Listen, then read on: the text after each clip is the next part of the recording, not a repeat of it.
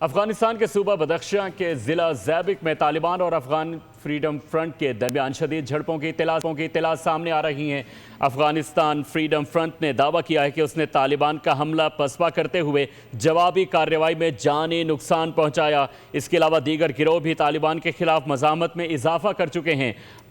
اس حوالے سے مزید تفصیلات جانتے ہیں سلمان آوان سے۔ جی سلمان، آگاہ کیجیے گا۔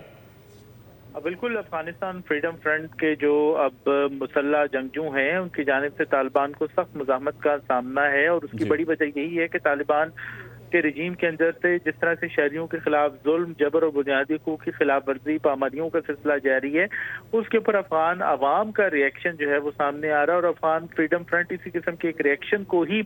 آپ کو ریپرزینٹ کرتا ہوئے دکھائی دے رہا ہے کہ افغانستان فریڈم فرنٹ کی جنگجو جو ہیں ان کے اوپر طالبان کے حملے پسپا ہو رہے ہیں، ناکام ہو رہے ہیں، جبکہ فریڈم فرنٹ کے ساتھ جو وابستہ جنگجو ہیں ان کے حملے آپ کو کامیاب ہوتے دکھائی دے رہے ہیں۔ اور یہ پتہ چلا ہے کہ افغانستان فریڈم فرنٹ کا جو جوابی حملہ طالبان کے اوپر کیا گیا اس میں 5 طالبان فوجی ہلاک اور 11 زخمی ہوئے۔ اس کے علاوہ بدخشاں کے ساتھ ساتھ مختلف علاقوں میں جو شہریوں کی مزاحمت ہے وہ مزید شدت اختیار کر رہی ہے، اور اس کی وجہ ایک طرف تو بنیادی حقوق کی خلاف ورزی ہے، اور اس کے ساتھ ساتھ افغانستان میں طالبان رجیم نے جس طرح سے سیاسی جبر اور نسلی اور سماجی جبر مسلط کیا ہے، یعنی نسلی بنیادوں کے اوپر، سماجی بنیادوں کے اوپر افغان معاشرے کو تقسیم کرنے کی کوشش کی جا رہی ہے۔ اس کی وجہ سے وادی پنجشیر، اندراب، بغلان، تخار، قندوز، بدخشاں، کابل، بلخ اور ہرات کے بعد اب یہ دیگر علاقے ہیں، وہاں پر بھی اس قسم کا ریزسٹنس کا سامنا کرنا پڑا طالبان رجیم کو۔ اور یہ بھی پتہ چلا کہ افغانستان یونائٹڈ فرنٹ نامی جو ایک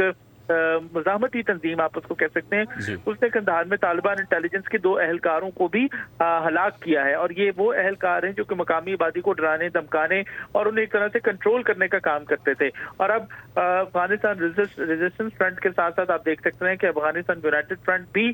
سامنے آ چکا ہے، اور اس کے علاوہ چند روز قبل گل محمد پہلوان نے جبہ راہ بخش کے نام سے بھی ایک فرنٹ کے قیام کا اعلان کیا تھا، جس کا مقصد طالبان کے خلاف مسلح جدوجہد کرنا ہے۔ جی بہت شکریہ سلمان آوان، آپ تفصیلات سے آگاہ کر رہے تھے۔